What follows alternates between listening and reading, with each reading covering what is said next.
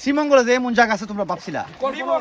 হ্যাঁ, আমরা তো শ্রীমঙ্গল কত গভীর, আমরা তো আগে গিয়া আল্লাহ আল্লাহ কাতলা মাছ এখন উঠবো কেমন, আমি উঠতে পারি না, পানি বেশি। না শুনে আল্লাহ ভরসা, আল্লাহ ভরসা। কি সুন্দর পানি, স্বচ্ছ পানি, কি সুন্দর পানি, স্বচ্ছ পানি।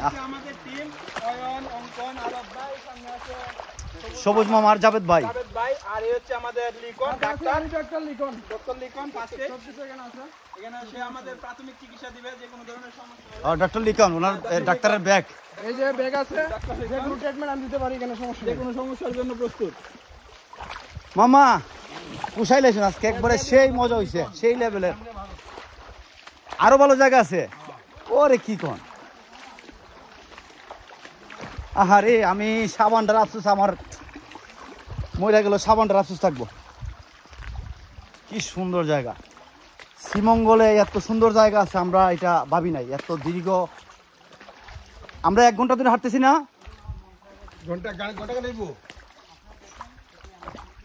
জাভেদ ভাই 1 ঘন্টা হবে না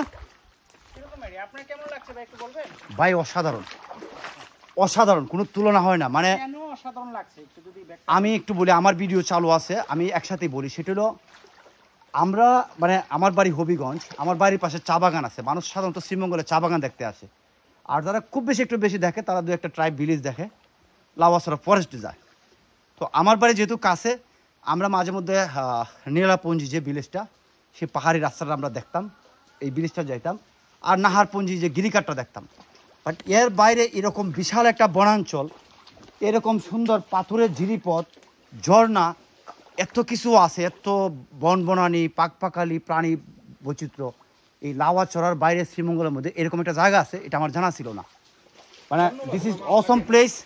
আমি মনে করি আপনি বান্দরবন পার্বত্য চট্টগ্রামের যে জিরি ঝর্ণার ফিল পাইতে গেলে Sreemangal one of the best place in Bangladesh.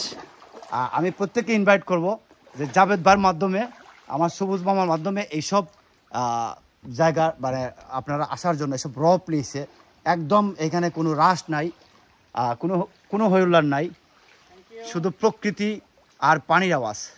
অবশ্যই আসা উচিত। আমরা ভালোবাসি পাহাড়, ভালোবাসি